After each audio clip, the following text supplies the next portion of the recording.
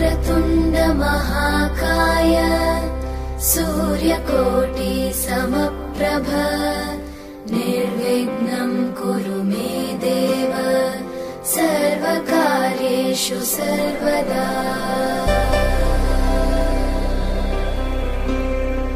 वक्रतुण्ड महाकाय।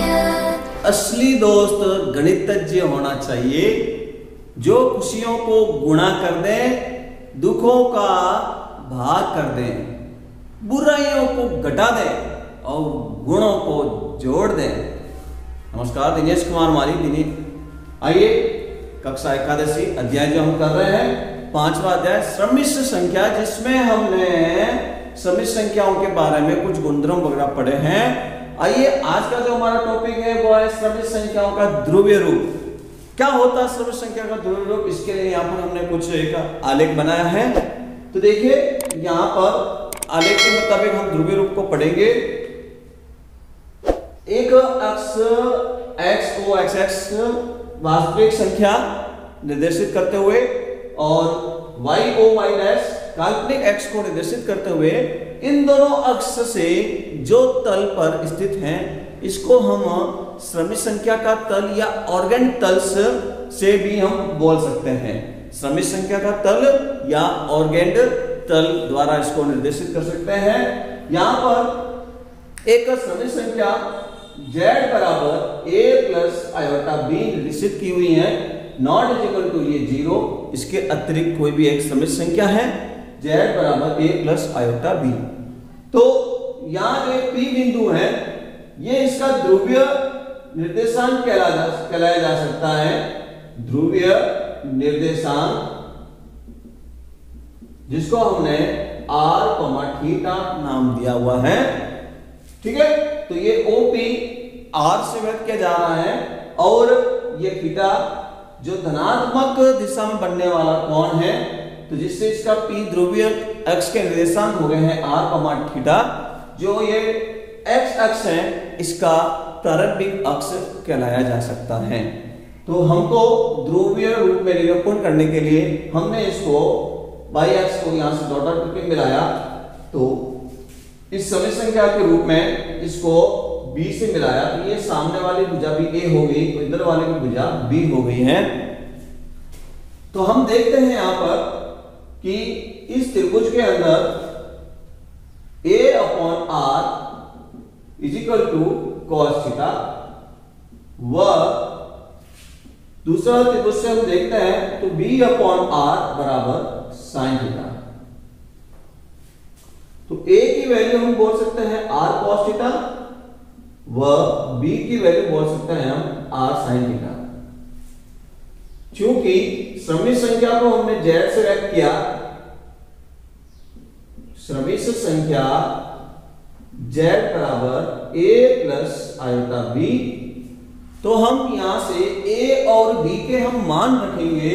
तो इस तरह से z बराबर r cos थीटा ये a के स्थान पर प्लस आयोटा b के स्थान पर r sin थीटा। तो z बराबर r हम कॉमन ले लें, तो यहां जो व्यक्त होगा वो इस तरह से व्यक्त होगा cos theta plus iota sin theta. जो यहां बना है इसी को ही सम्मिश्र संख्या का ध्रुवीय रूप कहा जाता है। इसे ही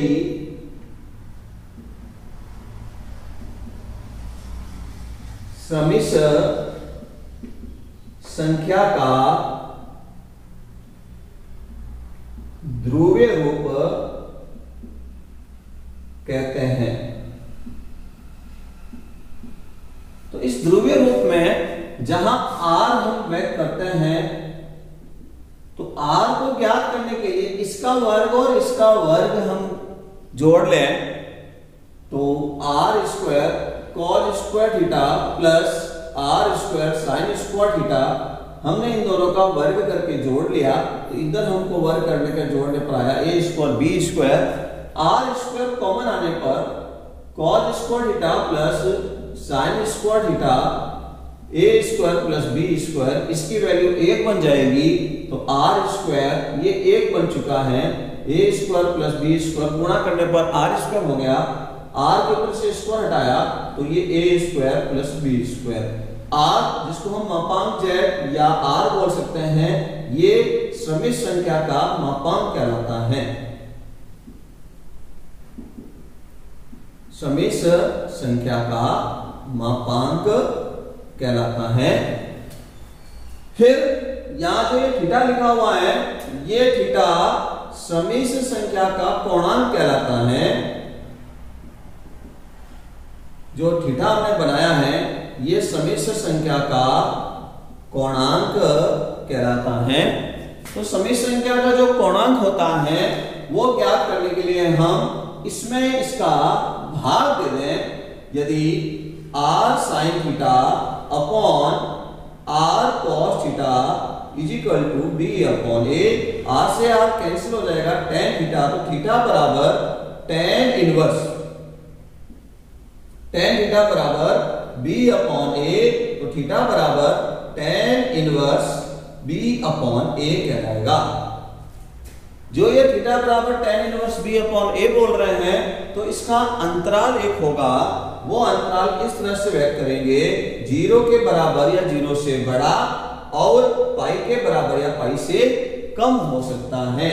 जो कोणांक होता है वो 0 के बराबर या 0 से बड़ा और पाई के बराबर या पाई से कम होता है। ठीक है।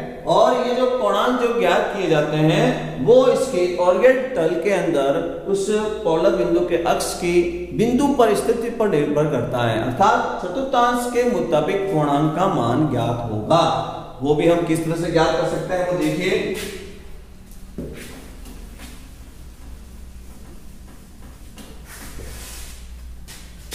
चतुर्थांश के अनुसार कोणांक, चतुर्थांश के अनुसार कोणांक, सर्वप्रथम यदि प्रथम चतुर्थांश में, प्रथम चतुर्थांश में अर्थात a का मान भी 0 से बड़ा है, b का मान भी 0 से बड़ा है, तो theta is equal to tan inverse b upon a, इसकी जो वैल्यू आएगी वो ही कोणांक कहलाएगा। दूसरा, द्वितीय चतुर्थांश में बात करेंगे,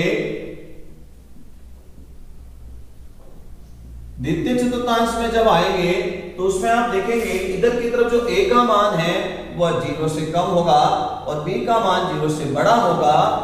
a का मान 0 से कम, b का मान 0 से बड़ा, तो इसके लिए कोणांक जो होगा थीटा बराबर पाई माइनस tan इनवर्स मापांक b अपॉन a। जब हम यहां पर ये फॉर्मूला जब लगाएंगे तो b और a को हमेशा धनात्मक ही बोलेंगे, ये आप ध्यान रखेंगे।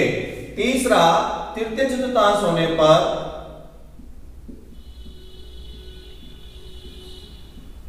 तो तृतीय चतुर्थांश की स्थिति में दोनों ही ऋणात्मक हो जाएंगे, a भी 0 से छोटा होगा और b भी 0 से छोटा होगा। तो अब हम कोणांक की बात करेंगे, तो कोणांक theta is equal to minus pi plus tan inverse b upon a। चतुर्थ चतुर्थांश में क्वाड्रेंट नंबर 4 चतुर्थांश की बात करेंगे तो उसमें a का मान तो 0 से बड़ा होगा परंतु b का मान 0 से कम होगा। तो कोणांक थीटा का जो मान होगा minus tan inverse b upon a। जब भी हम थीटा देखेंगे तो थीटा की वैल्यू जितने भी कोणांक है उसका एक अंतराल हो जाएगा। अंतराल इस तरह से बोला जाए कि थीटा का जो मान है माइनस पाई के बराबर या पाई से बड़ा और पाई के बराबर या पाई से कम होता है। ठीक है, माइनस पाई से तो बड़ा और पाई के बराबर या पाई से कम होता है। इसी अंतराल में थीटा का कोणांक का मान हमेशा होना चाहिए, याद रखना। फिर हम बात करते हैं 0 के लिए, ये एक अलग से आप याद रखेंगे। 0 समिश्र संख्या का कोणांक, 0 समिश्र संख्या का कोणांक अपरिभाषित होता है। जीरो समित संख्या का पूर्णांक अपरिभाषित होता है। आइए हम इसको एक प्रश्न लेकर सिद्ध करते हैं, समझते हैं।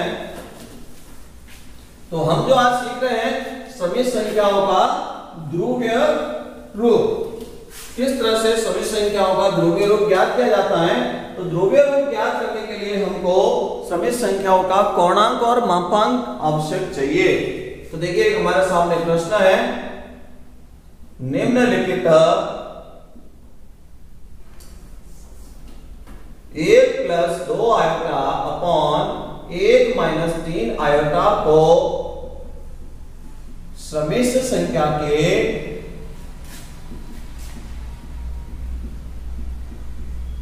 ध्रुवीय रूप में व्यक्त कीजिए। ध्रुवीय रूप में व्यक्त कीजिए। तो यहां जो एक प्रश्न दिया हुआ है इसको ध्रुवीय रूप में व्यक्त करना है।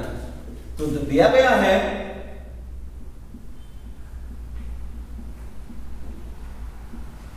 1 + 2 आयोटा अपॉन 1 - 3 आयोटा, जो कि एक समिश्र संख्या का रूप है नहीं। समिश्र संख्या का रूप बनाना होगा, परिमेयकरण करेंगे। जो 1 - 3 आयोटा है इसका हम संयुग्म में लेकर अंश व हर में गुणा करेंगे। 1 + 2 आयोटा का गुणा हो जाएगा 1 + 3 आयोटा से, और 1 - 3 आयोटा का गुणा हो जाएगा 1 + 3 आयोटा से। 1 का गुणा इससे करेंगे 1 + 3 आयोटा, 2 आयोटा का इससे गुणा करेंगे तो 2 आयोटा और प्लस का 3 दूनी 6 आयोटा स्क्वायर। हर के अंदर a - b a + b की ससमिका लगा देता हूं, 1 का स्क्वायर और 3 आयोटा का स्क्वायर। जहां कहीं भी आपको आयोटा स्क्वायर दिखेगा उसका मान -1 बोल देंगे। तो 1 और ये 3 आयोटा और 2 आयोटा मिलकर हो जाएगा 5 आयोटा, और 6 ये माइनस का हो जाएगा 6 बट्टे में देखते हैं तो अपॉन में है 1, ये माइनस आयोटा स्क्वायर वापिस ये प्लस हो जाएगा और ये 9 हो गया। 1 और 9 मिलके हो गया 10। माइनस के कम कर लिए तो माइनस का 5 प्लस का 5 आयोटा अपॉन में 10 है। तो मैंने अलग अलग दोनों में 10 का भाग दे दिया। तो इस तरह से जो हमारे पास में जो प्रश्न था उसको अगर हम z बराबर व्यक्त करते हुए हम बोले तो माइनस का 1/2 प्लस 1/2 आयोटा, ये हमको समिश्र संख्या प्राप्त हुई। तो समिश्र संख्या जो हमको प्राप्त हुई है इसमें हम देखें यदि तो a बराबर माइनस का 1/2 है व b बराबर 1/2 है। तो हम पहले ज्ञात करेंगे समिश्र संख्याओं का मापांक। तो z जो हमने इसको समिश्र संख्या बोला है, तो समिश्र संख्या का मापांक r बराबर वर्गमूल a² प्लस b²। ये समिश्र संख्या का मापांक है। तो वर्गमूल a² यानी -1/2 का स्क्वायर करेंगे प्लस 1/2 का स्क्वायर करेंगे तो दोनों का वर्ग करके 1/4 प्लस 1/4 तो 2/4 हो गया। संख्या कैंसिल करने के बाद 1/2 1/2 इसका r का मान हो गया। अब कोणांक के लिए हम बात करेंगे तो कोणांक के लिए यहां पर जो सूत्र लगाया जाएगा इस तरह से सूत्र लगाया जाएगा। देखिए a जो है 0 से कम है और b जो है 0 से बड़ा है। द्वितीय चतुर्थांश में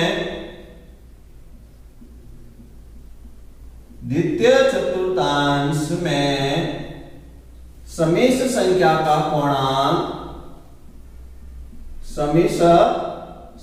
का कोणांक अभी हमने 4 कोणांक की स्थिति पढ़ी चतुर्थांश के मुताबिक।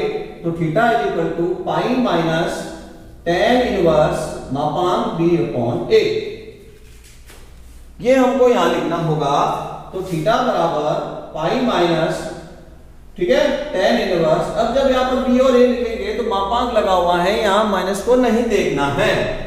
तो माइनस को नहीं देखना है, b का मान और a का मान में 1/2 भले आप माइनस लिखेंगे तो भी आप माइनस खत्म हो जाएगा मापांक के अंदर ही।